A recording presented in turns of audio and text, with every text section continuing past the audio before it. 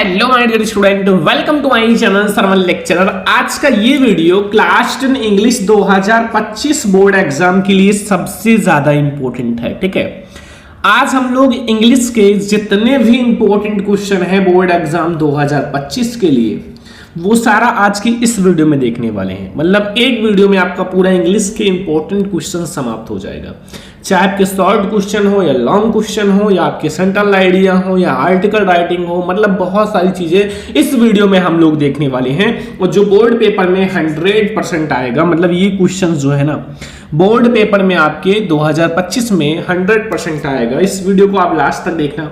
अगर आपको भी इंग्लिश में टॉपर बनना है, 70 में 70 लाना है तो ध्यान से देखो और वीडियो को लाइक भी करना, अपने फ्रेंड्स के साथ शेयर भी करना। अगर चैनल पे नया है तो सब्सक्राइब भी कर लेना, क्योंकि बहुत ज़्यादा इंपॉर्टेंट होता है चैनल को सब्सक्राइब करना, क्योंकि आप लोगों को ऐसे ही क्लासेस मिलती रहेंगी बहुत ही अच्छे से। ठीक है, तो चलो हम लोग एक एक क्वेश्चन को देखते हैं। सबसे पहला नंबर क्वेश्चन ध्यान से देखो, बहुत ज़्यादा इंपॉर्टेंट है बोर्ड एग्जाम 2025 के लिए। Why was Lencho angry? ठीक है, when he received the letter.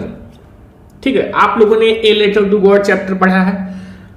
अगर पढ़ा होगा तभी आपको इसका आंसर पता होगा, और पढ़ने के साथ साथ आपने जब उसका हिंदी मीनिंग बहुत अच्छे से निकाला होगा तो आप लोगों को इसका आंसर पता होगा। मतलब जो लैंचो था, ठीक है, मतलब लैंचो was, why was Lencho angry? ठीक है, ये बहुत ज्यादा इंपॉर्टेंट क्वेश्चन है। मतलब लैंचो गुस्सा क्यों हुआ?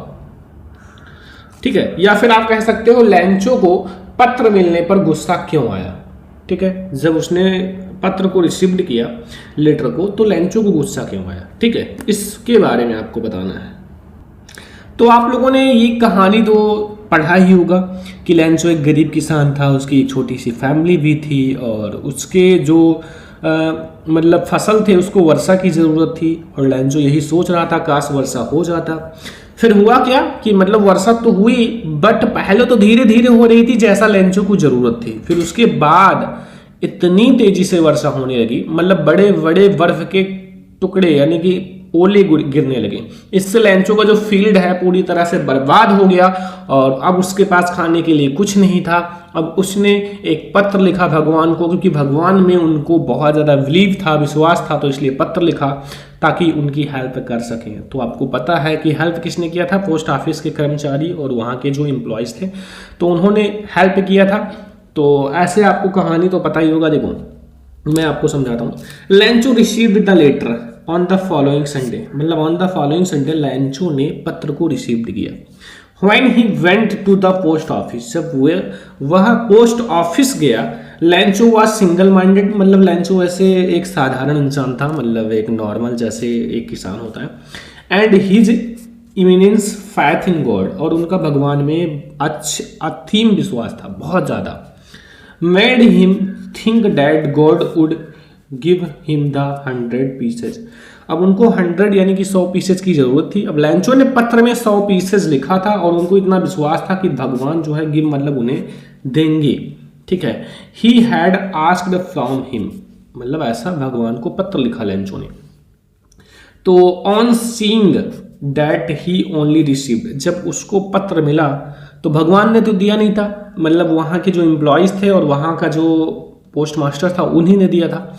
तो on the seeing that he only received 70 piece, तो उनको मिला कितना? 70 पीसेज। जरूरत कितना था? 100 पीसेज की। तो 70 पीसेज की जरूरत थी, मतलब 70 पीसेज ही मिला, जरूरत था 100 पीसेज का।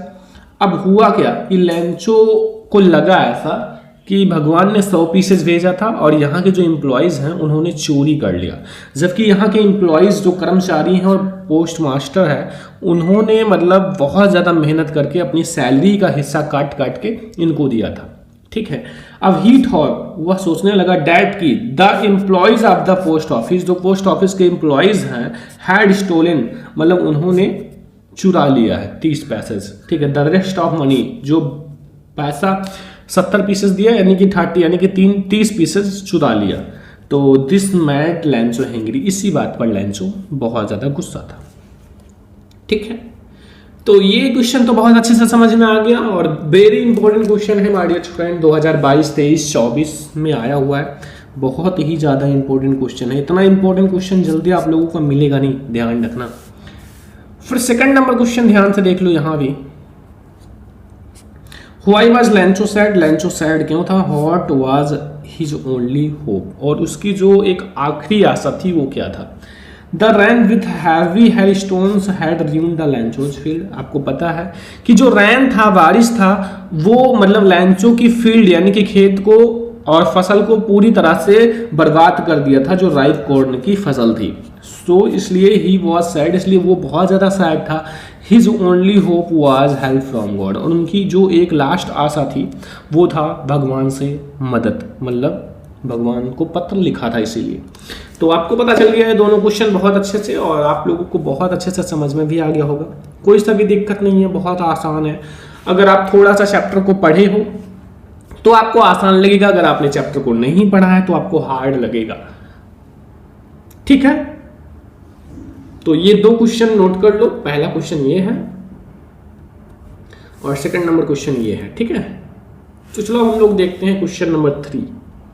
ये भी क्वेश्चन बोर्ड एग्जाम के लिए वेरी इंपॉर्टेंट है, ध्यान रखना, जितना क्वेश्चन बता रहे हैं भाई बोर्ड एग्जाम के लिए वेरी वेरी वेरी इंपॉर्टेंट है, तो जितना अच्छे से हो सके उतना अच्छे से इसको करो, ठीक है। क्वेश्चंस को, what is the greatest wealth of a nation in mandala opinions, कहने का मतलब है कि जो मतलब सबसे ग्रेटेस्ट संपत्ति है राष्ट्र का वो क्या है मंडेला के अकॉर्डिंग, यानी कि मंडेला के अपोनियंस के अकॉर्डिंग, ठीक है।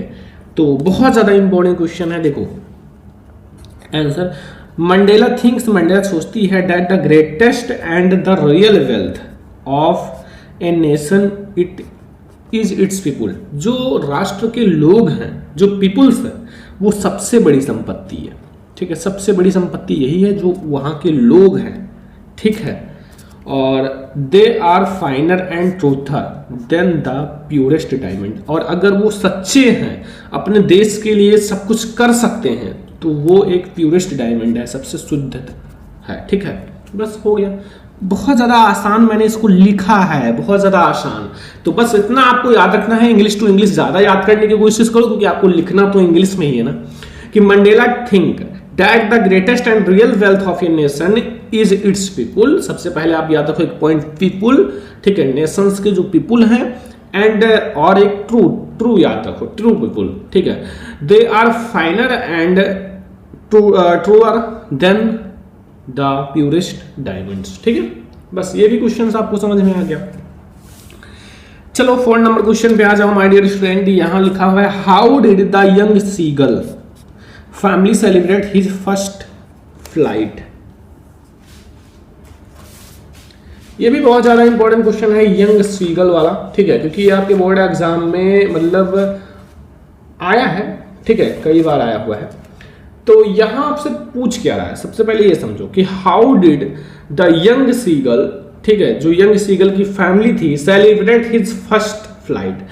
ईवा सीगल जो था, उसका परिवार ने उसकी पहली उड़ान का जश्न कैसे मनाया, जो पहली उड़ान उसने भरा था उसका जश्न कैसे मनाया, तो वो भी ध्यान से समझ लो, बहुत ज्यादा इंपॉर्टेंट है। The young seagull was afraid to fly, जो यंग सीगल था वो उड़ने से डरता था। जैसे छोटे छोटे बच्चे हैं वो पहले चलने से डरते हैं, क्योंकि अगर खड़े होंगे कहीं गिर जाएंगे तो मर जाएंगे, ठीक है। ऐसे यंग सीगल भी सोचता था कहीं मैं ज़्यादा ऊंचा उड़ गया और गिर गया, तब तो काम खत्म हो गया, फिर उसके बाद हम क्या करेंगे, ठीक है। तो मतलब ऐसे सोचा था, तो वो क्या करता था, डर रहा था, ठीक है।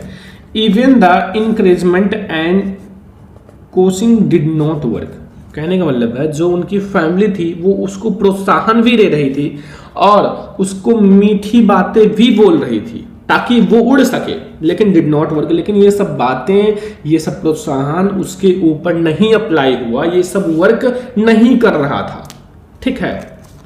समझ में आया।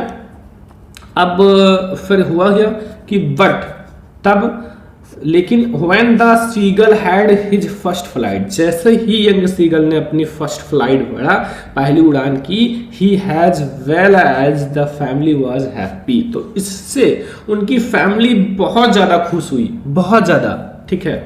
Realised and proud of him, और उनके ऊपर प्राउड, गर्व फील कर रहे थे उनकी family. To have completed his first flight, ऐसे उनकी जो पहली उड़ान है वो पूरा हुआ और ऐसे इनकी फैमिली ने जश्न मनाया। और बस इतना सा लिखना है, इसमें है क्या, बस कहानी समझो, आंसर तो यार फटाफट लिख सकते हो, ठीक है, कुछ नहीं है, बहुत आसान है। तो ये हमारा है क्वेश्चन नंबर 4। अब आई होप आपको बहुत अच्छे से समझ में आ गया होगा कि how did the young seagull family celebrate his first flight. तो ये हमारा है बहुत ज़्यादा इंपॉर्टेंट क्वेश्चन बोर्ड एग्जाम 2025 के लिए। तो ये भी क्वेश्चन आप लोगों को समझ में आ गया, कोई सा भी दिक्कत नहीं होगा, बहुत ज़्यादा इंपॉर्टेंट है, आसान भी है। तो क्वेश्चन नंबर 4 भी मैंने आपको समझा दिया। और नोट करना है तो भाई 3 ये वाला है, नोट कर लो। अगर नहीं कर रहे हो तो गलती आपकी है। जब आप लिखते हो, नोट बनाते हो ना, तो माइंड में आपका वो 2-4 महीने के लिए ऑटोमेटिक फिक्स हो जाता है, ठीक है।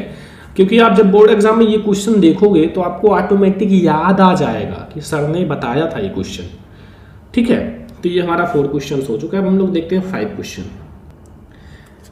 5 नंबर क्वेश्चन देखो, what does Anne Frank say about her father and grandmother in her diary. तो Annie felt that her father was the most adorable fathers. मतलब जो एनी थी वो फील कर रही थी कि जो हमारे पापा हैं सबसे प्यारे पापा हैं, ठीक है। एडोरेबल मतलब प्यारा। She had ever known. Annie had confided in her diary that no one knew. मतलब कोई नहीं जानता था how often she thought of her grandmother. ठीक है, वो अपनी जो ग्रैंड मदर है उनके बारे में कितना ज़्यादा सोचती हैं, इवन आफ्टर हिज डेथ, उनके मरने के बाद भी, and how much she loved हर, और उनसे कितना ज़्यादा प्यार करती हैं जो एनी फ्रैंक हैं, ठीक है। वो किसी को नहीं पता है, वो केवल अपनी डायरी में ही लिखती थी, बस। तो अब आप इंग्लिश टू इंग्लिश देख लो कि Annie felt that her father was the most adored father she had ever known, कि Annie had confided in her diary that no one knew, कि how often she thought of her grandmother even after her death, and how much she loved her, ठीक है। ये भी आपको समझ में आ गया ना। क्वेश्चन नंबर 5 बहुत ज्यादा इंपॉर्टेंट है बोर्ड एग्जाम 2025 के लिए, और ये सारे क्वेश्चंस आपको अच्छे से कंप्लीट कर लेना है। जितना अच्छे से कंप्लीट करोगे उतना ज्यादा नंबर मिलेगा, और ऐसे लिख कर आओगे तो आपको फुल में फुल नंबर मिलेगा। राइटिंग थोड़ा सा बेहतर कर लेना, राइटिंग नहीं अच्छी है कमेंट कर देना, मैं आप लोगों के लिए वीडियो बना दूंगा और राइटिंग आपकी प्योर अच्छी हो जाए। देखो अगला question 6 number, what are the main preparation of the bakers Goa. जो गोवा के बेकर्स थे उनकी जो मेन प्रिपरेशन थी वो क्या था, मतलब मेन चीज, ठीक है।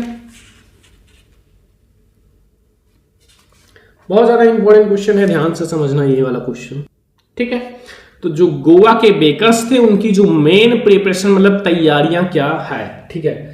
तो देखो जो गोवन बेकर्स थे प्रिपेयर ट्रेडिशनल ब्रेड, जो मतलब ट्रेडिशनल ब्रेड होते हैं, काल्ड पोए, जो पोवा के नाम से जाता है, पोए, ठीक है।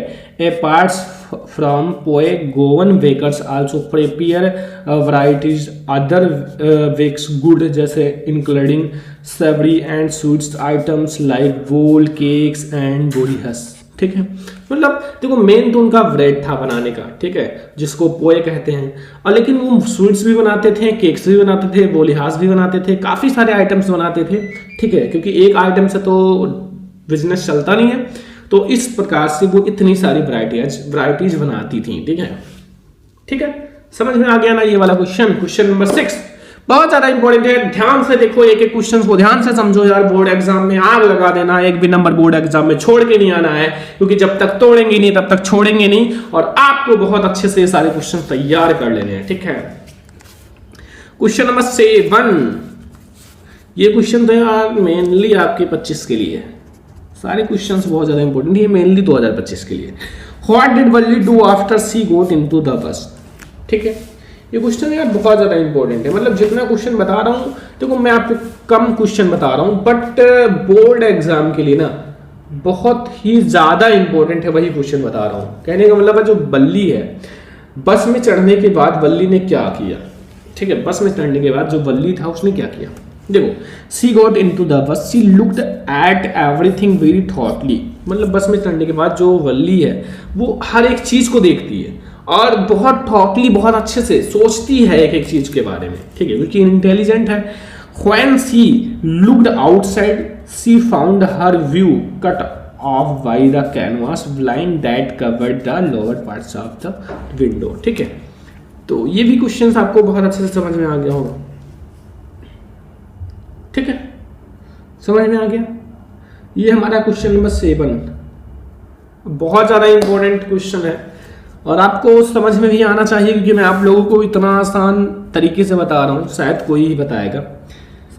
8 number question, where did Buddha teach her first sermon. ठीक है, तो ये popular subject in medieval Buddhist arts is the Buddha preaching is his her sermon in a deer forest at Sarnath, north of Bodh Gaya, where he had experienced, ठीक है, enlightenment some weeks earlier। तो ये देखो, ये हमारे हैं solve question, वो भी 8 क्वेश्चन। बोर्ड एग्जाम के लिए 8 क्वेश्चन तैयार कर लो, और भी बताया जाएगा, वो तैयार करते रहना। बट ये 8 क्वेश्चन आप फटाफट से तैयार कर लो, बोर्ड एग्जाम के लिए वेरी वेरी वेरी इंपॉर्टेंट है। अगर आपको ये सारे क्वेश्चन तैयार हो जाएंगे तो बहुत अच्छी बात है। ठीक है, अब हम लोग देखते हैं एक बहुत ज्यादा पोएट्री के इंपॉर्टेंट क्वेश्चन, क्योंकि पोएट्री आपको जल्दी कोई नहीं पढ़ाता। ठीक है, मैंने देखा है, और आप लोगों को पढ़ना चाहिए। ठीक है, ये आपके बोर्ड एग्जाम में 2 नंबर का आएगा, और क्लियर है कि यही आएगा। ठीक है, यही आएगा, बहुत ज्यादा इंपॉर्टेंट है। देखो, the way crows shone on me the dust of snow from hemlock tree. तो ये तो आप लोगों को पता ही होगा क्या हुआ था। ठीक है, एक कौवा जो है जब वृक्ष, धतूरे के वृक्ष के ऊपर बैठता है, तो जो लेखक है उसके ऊपर बर्फ के छोटे छोटे कण गिराता है। ठीक है, ये तो आपको हिंदी मीनिंग्स तो ऑटोमेटिक पता ही होगा, इसमें तो कोई बहुत बड़ी बात है नहीं। ठीक है, तो अब इससे रिलेटेड 2 क्वेश्चन रहेगा। पहला, what is the dust of snow. Dust of snow किस चीज का था, मतलब क्या था। ठीक है, तो ये पार्टिकल्स ऑफ स्ले का था, ये क्या, नहीं ना। पार्टिकल्स ऑफ प्लांट्स का था, नहीं। पार्टिकल्स ऑफ सैंड का था, नहीं। पार्टिकल्स ऑफ स्नो का था, हाँ, जो ये था बर्फ का टुकड़ा था। पार्टिकल्स ऑफ स्नो, बर्फ के छोटे छोटे कण। ठीक है, तो ये हमारा हो गया पहला क्वेश्चन। और अब हम लोग देखते हैं दूसरा number question, name of the poet of the above line. इसके जो पोएट हैं वो कौन है। मैंने बताया कि पोएट याद रखो मेरे दोस्त, पोएट इंपॉर्टेंट होता है। ठीक है, तो आप लोगों को पोएट पता है कि नहीं पता है? सभी को पता होना चाहिए।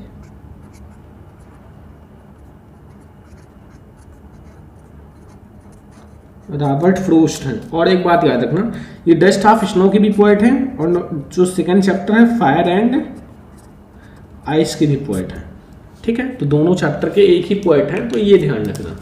चलो अगला, यहाँ है वर्ड्सवर्थ नहीं है, शेली नहीं है, रॉबर्ट फ्रोस्ट हैं, W.V. येट्स नहीं है। ठीक है, तो ये हमारा हो गया बहुत ज़्यादा इंपॉर्टेंट, जो आप लोगों के बोर्ड एग्जाम के लिए पोएट्री में आता है। ठीक है, 2 नंबर के ऑब्जेक्टिव में। अब पोएट्री में आता है सेंट्रल आइडिया, ये भी मैं आप लोगों को बता दूं, क्योंकि हर एक चीज़ मैंने बताया है कि आप लोगों को बताएंगे तो बताएंगे। ठीक है, देखो इसमें क्या पूछा, सेंट्रल आइडिया। बोर्ड एग्जाम के लिए कौन कौन से इंपॉर्टेंट सेंट्रल आइडिया हैं देख लो फटाक से। Dust of snow very important है बोर्ड एग्जाम के लिए। ठीक है, फायर एंड आइस ये भी वेरी इंपॉर्टेंट है बोर्ड एग्जाम के लिए। ठीक है, और अमंडा ये भी वेरी इंपॉर्टेंट है बोर्ड एग्जाम के लिए। ठीक है, तो ये तीनों आप लोग तैयार कर लो, बोर्ड एग्जाम के लिए वेरी इंपॉर्टेंट है, क्योंकि आपके बोर्ड एग्जाम में ये सब जरूर आएंगे। और अब हम लोग देखते हैं सबसे important central idea, dust of snow.